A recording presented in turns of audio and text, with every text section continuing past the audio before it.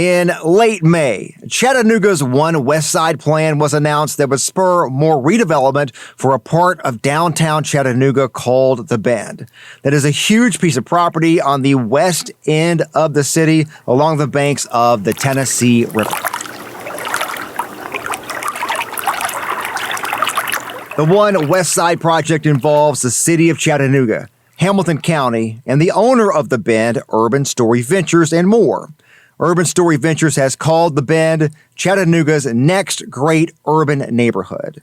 The One Westside Project will include commercial space, a riverfront park, and thousands of new homes. Among those new homes, at least 10% of the housing will be set aside for affordable housing. This trajectory-altering project will provide a long-term lift to every resident's quality of life in Chattanooga and will go the distance toward addressing our residents' housing, education, and employment needs for decades to come. And that affordable housing is the topic for our conversation with Chattanooga Mayor Tim Kelly for this episode.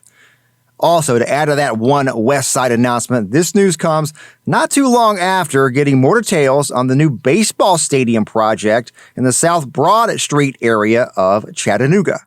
The stadium development will bring in hundreds of new apartments and townhomes that the mayor's office has said in the past will take more pressure off the tight housing market, and they expect all this new available housing will also help bring down the high cost of rent in the city. All these plans are ambitious and will take a lot of work. Now it comes down to execution. We've got to actually do these things. It's not the time for speeches is over. And again, I feel like I'm as good or better at getting stuff done than I am at giving speeches. So now the fun begins. This is Tomorrowtown, Tennessee. This is the podcast that tells the stories of the people who call the Tennessee Valley home, explores the problems they face, and talks to the people working on solutions and working to move this region forward. I'm Josh Roe. I'm your host for this journey. Before we get to the interview, a couple of things. First, if you're listening to this show and have found value in this podcast, please follow the podcast on whatever platform you like. This helps this show grow. And if you're a regular listener to Tomorrowtown, Tennessee, you probably know we release new episodes every other week. And you also likely know we just put out a new episode last week. Well, sometimes we get an interview and think, we want you to hear this now. So when that happens, we will release new episodes as we get them ready. And that also means our next new episode will be released on Thursday, July 20th. That's unless we get a new episode and think you need to hear this sooner than that. All right, let's get to the interview. We hope you enjoy this conversation with Chattanooga Mayor Tim Kelly. Mayor Kelly joins us again. You've joined us before. Yes, indeed. Yeah. Glad to be back. Glad to have you back. We're talking about affordable housing today. Indeed. And boy, so much ground to cover here. Yep. So let's just start with the definitions, if we could, right? Because I think that's important, right? Because if you get in there and you Google affordable housing and you look at workforce housing, so what you're trying to do could be different than somebody else. So how do you define affordable housing? Well, it's an important question because, as you say, it implied in it is kind of a numerator and a denominator, not to get too math geeky, but it has to do with affordable housing for whom? First, you have to say, well, how much money do you make? It's all based on, the idea that most people, well, anybody really shouldn't be paying more than roughly a third of their income for their housing. So we talk a lot in affordable housing circles about AMI, annual median income, and that varies from place to place. But that's the definition, right? And so we talk about percentages of AMI, and people's eyes glaze over pretty quickly. But I think the thing that people can relate to that we're starting to talk more about is police, firefighters, teachers. Those positions, which are critical to the lifeblood of a city, are all below the average annual AMI And currently, unfortunately, in the city of Chattanooga, none of them can really afford to buy a house here. And that really kind of underscores the urgency of our work. Yeah. When you talk about why do you need to, that's a good why right there. Exactly. Yeah. And you also, I know you've talked about in the past, right? The more housing that we have, it improves the homeless situation. It improves growth of the city. Yes. All these things. And so can you just talk about that? Just kind of like, clearly not doing anything is clearly not an option. No. And so how do you decide how much you put into this, how big of a priority this is, those kind of things? Well, we decided it was a huge priority, really shortly after getting into office. And that was, of course, coming out of COVID. Again, my job is a tough job, right? It's kind of a Goldilocks job of balancing. And we had a lot of folks that moved in here during the pandemic, and that's a good thing. But that also pushed up housing prices. And we saw across the United States and cities, particularly cities where people wanted to live, wanted to move to. But it's true of in the whole industrialized world, housing has become more and more expensive. Some of that is a little mysterious and nefarious in that you see a lot of investment firms that have gone out and bought up housing as an investment tool, which doesn't really help anybody but them. We'll leave that aside. It's somewhat related to the short-term vacation rental thing. Sure. But early on, we decided this was really important. And in fact, last year's budget, we peeled out about $30 million to start this affordable housing investment fund, which we can talk more about. But it's a hugely important issue. It's not an easy one to fix. That's why we went out and found one of the smartest minds in the business, a woman named Nicole Heyman, who moved up here from New Orleans. We were lucky to attract her. She helped rebuild New Orleans post-Katrina. And we're hard at work putting tools in place to be able to, again, create more housing, period. Right. Because as I've said from the very beginning, increasing the supply everywhere, or rather anywhere, is going to increase affordability everywhere. Because, again, to some extent, it's just about supply and demand. Yeah. What locally, as far as the pandemic, and I know, like anecdotally, several people personally who work remotely, moved here the last several years just because I like Chattanooga. Sure. I visited Chattanooga and I had a good time there. Yeah. Or I want somewhere that's a nice outdoor scene or whatever. Got it. And so, I think just, we all know our quality of life here is pretty good. It's fantastic. Yeah, that's what we're trying to do, is create great quality of life. And so to some extent, we were a bit like the dog that caught the car we were chasing, right? We're haunted by our own success. And so that has pushed it up. And again, what we know is that demand, if you think about it in supply and demand, that demand came in during the pandemic. Well, during the pandemic, nobody was building anything, right? Either because they were, out because of COVID and or supply chain issues. Mm-hmm. And so that disconnect is what put us in the shape we're in today. Yeah. So to follow all that up, what do you do about it? And so explain kind of what you are working on, what you have announced, and kind of like strategies around that. Well, first and foremost, it's, build, baby, build, right? It's, we work with the Home Builders Association and we're trying to streamline processes at LDO and make it more attractive for people to build housing, in the city of Chattanooga, whether that's multifamily, single family, whatever. Mm-hmm. There are a number of other initiatives that we're working on. Some are easier to do than others. I will tell you, historically, we have not gotten our fair share through the Tennessee Housing Development Agency, THDA, of LIHTC funding. That is a kind of, a HUD government sponsored low income tax credit to build multifamily housing. We're working hard to make sure that we get more of that in the future. And we haven't really had any developers here that ever really took advantage of it. So some of it is educational to see that they can take advantage of that. We have rolled out a program to help people with down payments, some down payment assistance. Sometimes it's not so much the mortgage payment as it is, hey, I don't have $40,000 in cash to put down as a down payment, but we've got a program that we're rolling out to help with that. The biggest piece, however, will be that affordable housing trust fund, if you will. Mm-hmm. And I'm a big believer from my time at the Community Foundation and having served on the board of other foundations that have very large endowments. There's probably $1 billion of endowment dollars just in Chattanooga. that are looking for investment vehicles. Now, they invest in everything from stocks and bonds to some of them, invest in alternative instruments like hedge funds and things of that nature. Mm-hmm. But look, housing is asset backed, right? I mean, you have and it's very low risk, provided that it's framed correctly. And I do think, the concept of impact investing is essentially just, well, I'll put it another way. All investing is impact investing. Okay. If you buy 1,000 shares of Microsoft, you're investing in that. Well, where are those jobs? Okay. What are the products they make? How does that affect the world? And I'm not suggesting 1,000 shares of Microsoft is nefarious in any way, shape, or form, but it's a thing. It has a footprint.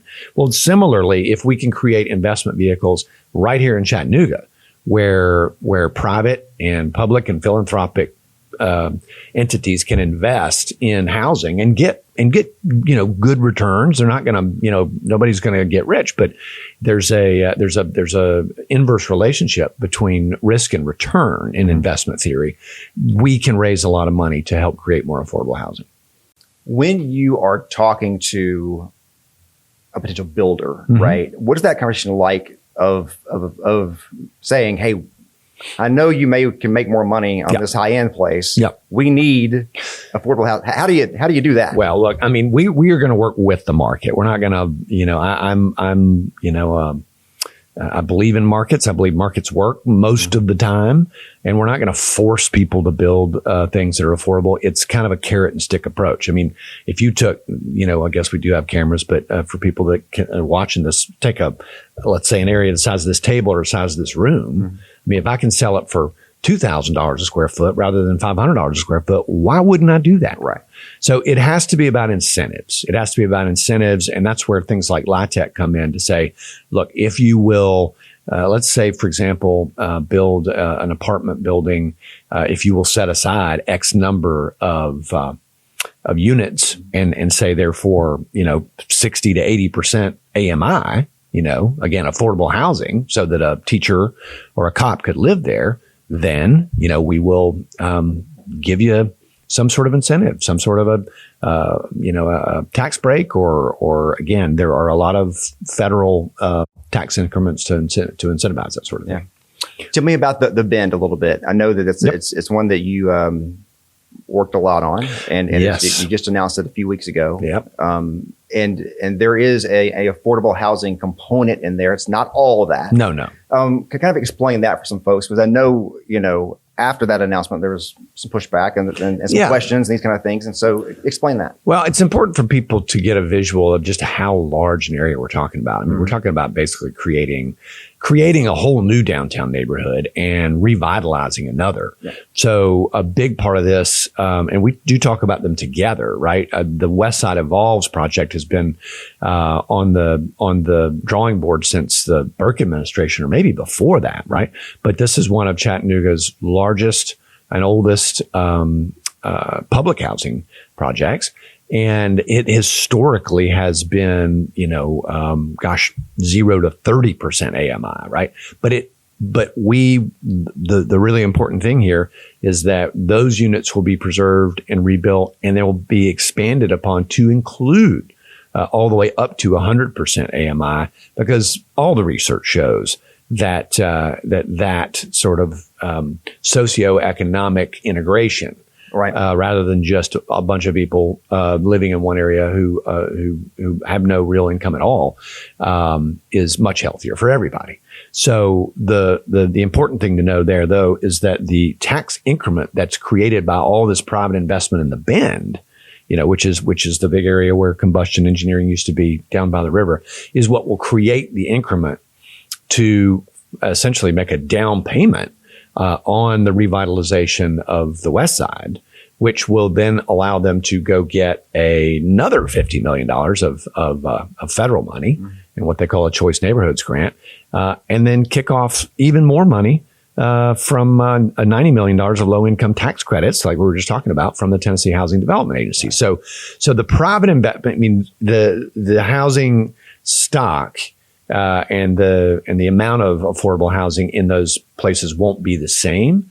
One certainly will be a little higher end than the other, but there will be continuity. And we do look at it as one development together. And if you look at a map, in fact, they hang together. Yeah. Let me ask you this. When we talked last time, we talked about the differences in your job versus a legislative job. And in this specific situation, made the announcement, and there were some questions around city council and some things said. Understandable.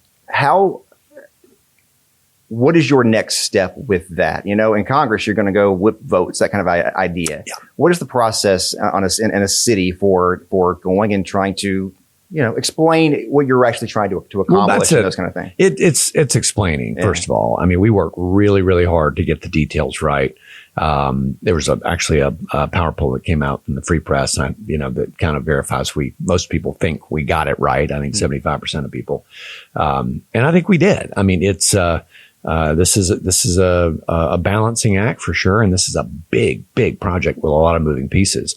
But again, I don't expect that a guy on the street or a city council person necessarily has done all the homework necessary to know all that before they speak up and render an opinion. But it's our job to inform them, and that's what begins. It has already begun. Ultimately, it is about whipping votes. I'm not concerned that that about the project happening. We did our homework before we announced the project, but I feel sure that it will get it done. I want to be thoughtful about your time here. I have two more questions for you.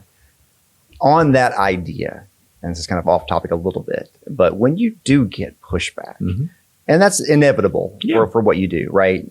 If you are just assuming everyone is trying to do their best, trying to be, fair dealer and this whole thing. One would hope. Yeah. How do you process that? How do you think about that? Because I mean, that comes with the territory, but at the same time, you're clearly trying to do something positive for the city. Well, again, if it's something that we can reasonably debate, that's fine. We're lucky. I mean, we have a really good relationship with council, and rarely do you see people grandstanding or stunting or just being difficult for the sake of political posturing. But it does happen. I mean, it is politics after all. And so, I mean, if it's a rational objection, we can address it. And so there's some pieces of this that we can adjust, presumably. I mean, there are a lot of parties here. You've got the housing authority, you've got the investors for the Bend and Urban Story Ventures and so on. But the bread is not baked. It ain't, so there's some room for movement. As far as the posturing goes, that's just politics, right? Some of that is inevitable. Yeah.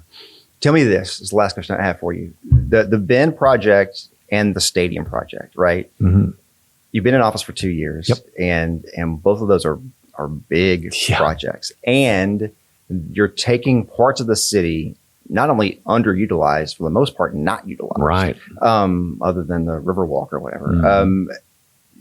Think about just that, how different this city will look, I guess 10 years for the Bend project, but just those are big, aggressive ideas. Can you just speak to that, kind of what a change that will be for the city if all that goes as planned? Well, look, it's why I ran for office. I mean, I cast my lot here 30 years ago, and I genuinely believe the city's got potential to be the best in America.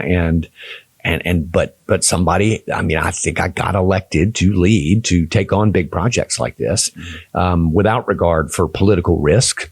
And that's what I'm doing. So, and I got to say, considering the scale of these projects, I think it's going pretty well.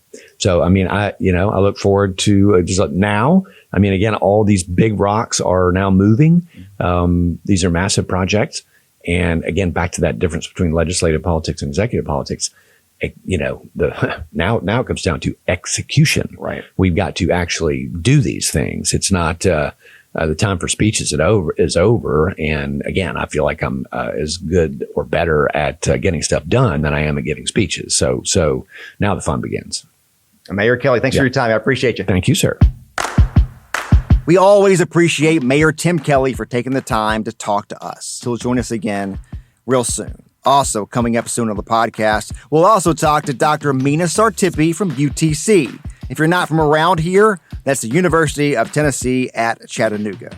We'll talk to Dr. Sartipi about a fascinating project where she has been studying smart intersections. These intersections have all these sensors and software trying to predict movement through the intersection in an attempt to better understand the future for autonomous vehicles. And she learned not long ago that this project's about to expand. All that coming soon on Tomorrow Town, Tennessee. This podcast is a production of NewsChannel 9, Fox Chattanooga, and Sinclair Broadcast Group Chattanooga. We hope you join us again real soon. Oh, and did you call your papaw yet? Well, you should.